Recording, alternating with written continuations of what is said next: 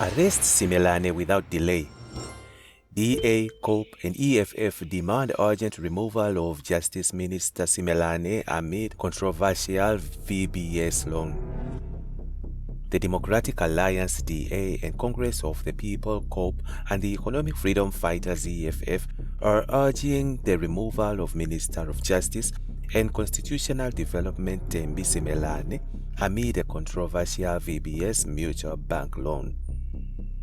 According to reports, Simelane allegedly received a loan of 575,600 rand from Gundo Wealth Solutions in 2016 when she was still the mayor of the Polokwane Municipality. Simelane, who served as mayor for the municipality between 2014 to 2021 until she was appointed as Justice Minister in June this year, allegedly used the loan to purchase a coffee shop in Sandton. The company, which is owned by Ralliom Razwinane, is directly linked to the unlawful investments of municipal funds into the non-defunct VBS Mutual Bank during her time as the city mayor. But according to an investigative report by Daily Maverick, she said the transaction was completely above board. Razwinane, the company's owner, is currently on trial for fraud, corruption, and money laundering for his role as a commission agent linking municipalities, including Polokwane Municipality, with the now defunct VBS. In the wake of reports that have sparked widespread debate on social media, political parties are calling for the removal of Simelane owing to her alleged involvement in the VBS saga. The DA's Justice and Constitutional Development spokesperson, Glenys Breitenberg, said the party is deeply concerned by the disturbing revelations surrounding Simelane. Breitenberg said the DA has submitted a request to the chair of the Justice Parliamentary Portfolio for Simelane to appear before the portfolio to answer to these allegations. At the very least, the minister needs to be brought before Parliament to account for what measures she intends to put in place to manage their glaring conflicts in interest between herself as Minister of Justice and Constitutional Development and her role involving the National Prosecuting Authority, which must surely be investigating the minister in this transaction. The VBS looting has affected the poor, marginalized and vulnerable victims who invested their life saving in the hopes of building a better life but unfortunately lost everything at the hands of corrupt and greedy politicians, and these victims continue to suffer without any feedback while justice is not served, said Breitenberg. COPE's acting national chairperson, Pek Dikshitsi, has urged President Cyril Ramaphosa to promptly either resign or suspend Simelane in light of the allegations. We also urge the law enforcement agencies to arrest Simelane without delay for corruption and money laundering. Dikshitsi warned that if Simelane does not resign and Ramaphosa does not take action, it will undermine the ANC and its government of National Unity GNU partners' commitment to combating corruption. In addition, the EFF echoed COPE's sentiments and called for immediate resignation of Simelane following the revelations of her involvement in looting the VBS Mutual Bank. The party's national spokesperson, Leanne Mertis, stated that as the current Minister of Justice, Simelane oversees crucial institutions like the National Prosecuting Authority (NPA), which is investigating and prosecuting those involved in the VBS collapse. Therefore, she must be removed. This represents an untenable conflict of interest.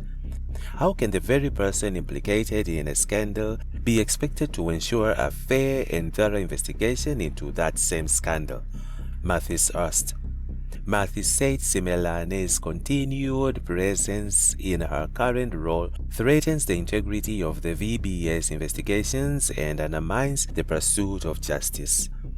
Action SA Parliamentary Caucus leader Ethel Trolley-Parr has confirmed a media statement that the party has filed an urgent public protector complaint against Simelane.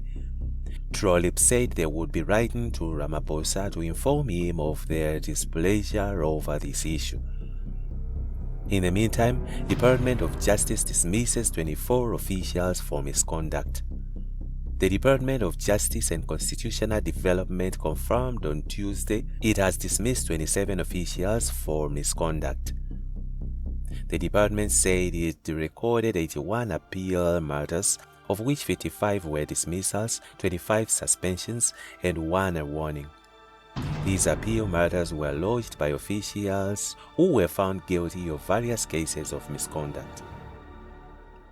Out of 81 appeals lodged, the department has to date finalized 31 appeal matters, of which 27 dismissals which were upheld and 4 were reduced to sanctions.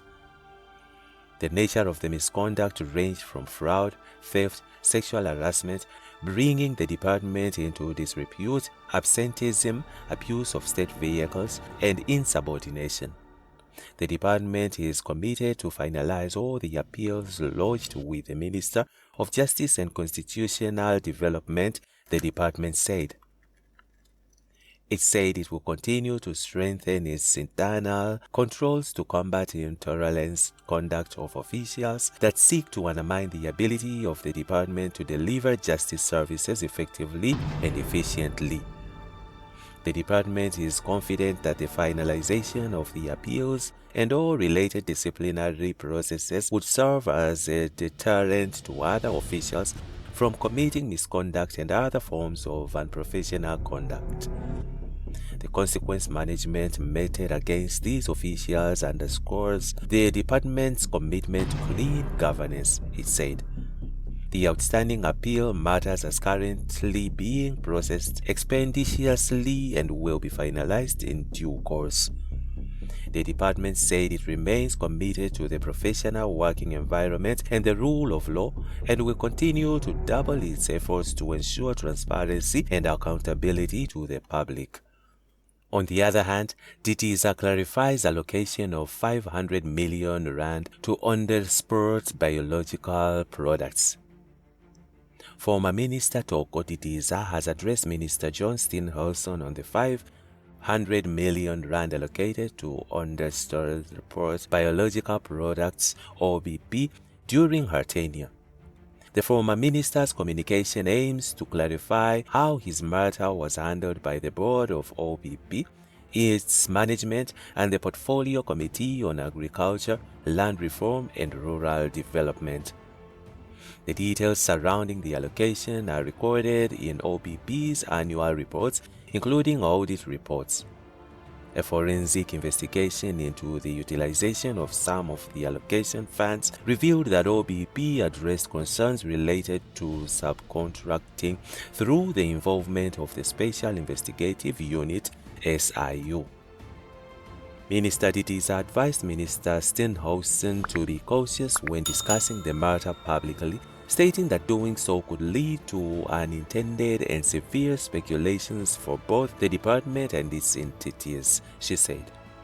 It is clear that despite former Minister DTISA's efforts to help Minister Steenhuisen with the understanding of the intricacies of the department and its entities during the handover process, this remains inadequate. Former Minister DTISA emphasized that willingness to continue offering assistance to Minister Steenhuisen on these matters. Furthermore, she expressed concerns about the public perception that nothing was done by the previous administration to address these challenges. In her view, it is inappropriate to make conclusive statements while law enforcement investigations are still ongoing.